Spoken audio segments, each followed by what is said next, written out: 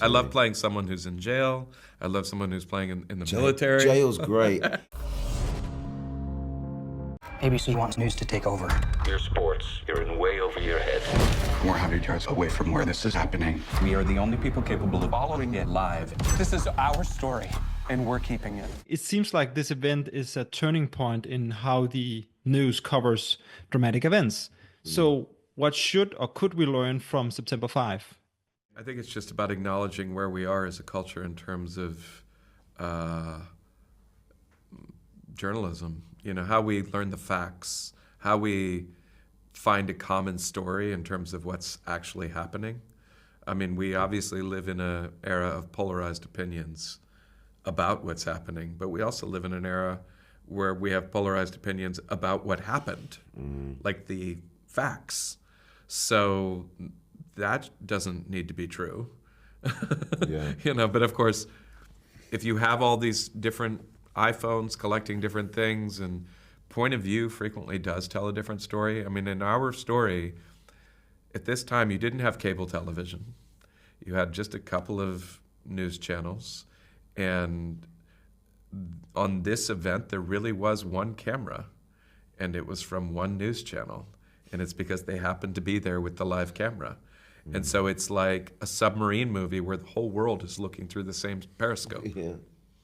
And now we have a world where everybody's looking through. Everyone's got their own periscope. Periscope. Everybody's got their own screen. So I think in this a time that was a lot simpler, they asked a lot of important journalistic questions. But I think it's difficult to ask the same questions now because of what's happened. You know, it's just more of a moment where we can take a look back and go, we were there, and now we're here. Yeah. I wonder where we're going to be in 20 years. I think it invites us to consider that maybe consuming violence live doesn't help us understand what leads to a particular kind of conflict or situation. I think that's the big one for me. And also something that Peter always picks up on is actually I think it reflects, there's a scene where we pivot from the view on the balcony over to into the control room and other people are watching boxing. I think Tim has also created a film where we get to understand a little bit about our very human need to see news unfolding or to get to be at the forefront and get the first picture, but at the same time our ability to completely dissociate and, you know, put down the phone after having read or seen the news and think about something else. I think it's a mind-boggling human capacity that we have. But yeah, it's worth investigating. What surprised you the most about this event? For me, it was that, and it sounds obvious, that this. I'm just a bit too young. I was 3 when it happened. My first Olympics I remember was Montreal, 1976. But you were a bright young man. I was extremely bright. Yes, I was conscious before I was born.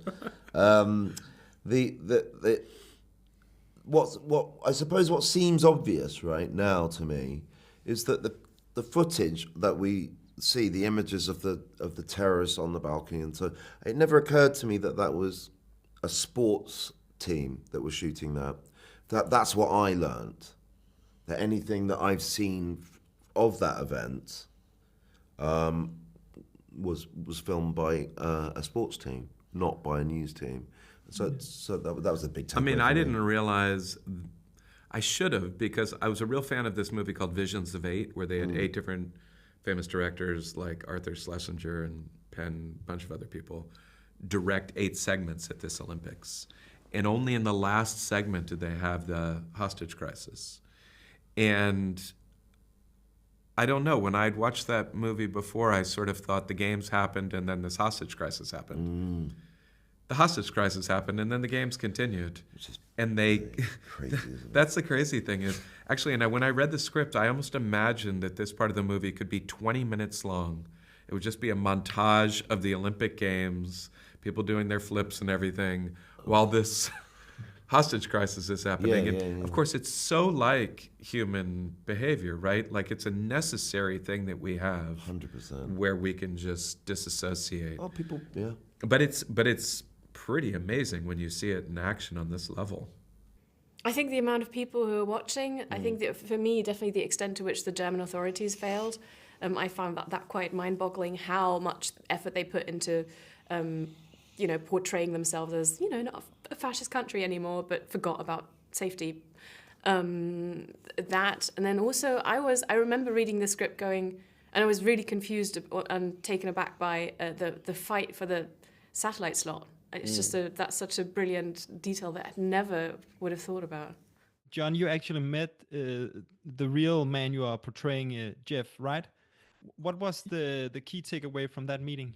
The key was just his memories. I mean, he had such clarity of what they went through that day. But I guess what I learned that he went through that day was mostly work. He was doing his job. It wasn't until after that he really reflected on it. So I think that's what it was. I realized that pretty much most emotionality would have to be left aside, and the focus had to be on getting your job right, staying on the air, doing the best you could with limited information. But thankfully his memories were so precise that it was a really good roadmap for me. You need to understand how sensitive this situation is. These are just local cops doing things they have never done before. Tell me, much of this story takes place in or around this small producer room. How did you tackle that as actors? We didn't have any choice, just turn up for work and you were in that room. Had a toastie and a tea brought to me occasionally. Yeah, and it was intense. Like we had a lunch break and that was it. We were in there all day, every day. 99% of the shoot was in there. Lunch. But what was easy about it was you had no choice. And you turn up, the door to the studio, our studio, the sound stage, was pretty much the door to the ABC studio. So when he gets in his car at the beginning, at the beginning of the film, that is where we got in the car at the end of our working day. No, we would open the door at the end of the hallway, and that's outside. Yeah. So what you see was the reality that we were in, actually. Yeah, I don't remember looking up that often and seeing a soundstage. Like a lot of times when you're on a soundstage, there'll be one pod here, and then you walk through a huge room. Empty soundstage. Yeah, and then you go to another little pod. This was more like being on the actual set, on the real set. So the corridor was connecting the outside to the studio, and we filmed on that corridor. But that was also the corridor that we had to use to get from one set to the other. Do you see what I mean? There wasn't a difference between the reality and the film I love reality. the simplicity of it, like one location, the same wardrobe, basically. Yeah, we're in the same entire clothes, time. all of us, There's very few of those types of decisions to be made, which I always love. Yeah, me too. I love playing someone who's in jail. I love someone who's playing in the military. Jail's great. I mean, actually, sometimes hospital's good, isn't it? Yeah, because they say this is what you wear, and you just go, fantastic. And I love when they say, which pair of glasses would you like to wear out of this one pair that we have for you? Oh, yeah, I'll take that one then. Yeah, they're great. They're perfect. Kidding aside, as an artist, like the more restrictions, the better. It's true. Every time it's the way to go. But then directors can use that against you, can't they? Yeah, exactly. Trust me, the one way you're allowed to do it is the best. You have a lot of freedom within that one way. Yeah. Much of the story takes place in or around this small producer room. How did you tackle that as a director? Yeah, for me it was one of the challenges that actually I was really looking forward to on how to deal with this. I think I always had a fascination for films that are telling a story from a very limited perspective, time, and a location.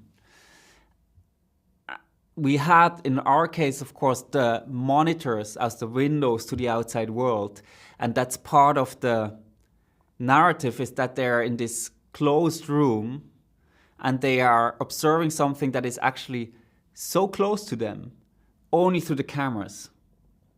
This analog technology in the film, what do you think that aspect contributes to the story, and how did you use it in your story? Yeah, I think it's part of the main narrative. We almost sometimes said it's like another character, the whole technical apparatus. There's one thing that we wanted, in a way, also our film to be, even though they are reporting on this tragic situation, it is a tribute to that analog world of television making, and we wanted the audience to feel the physicality of that, right? That's also why we have these, you see it like physically how they thread in the film, for example, into a 60mm Steenbeck. But I think it goes beyond the visual gimmick because our movie is also about how technology has an influence on the media, and in that sense has an influence on how we perceive world political events. And we wanted to get the audience a feeling of how everything back then was new, the technology also. No, police are on the roof. Whoa, guys. That's a TV. Are they seeing what we're seeing? What are you talking about? Are the terrorists seeing this?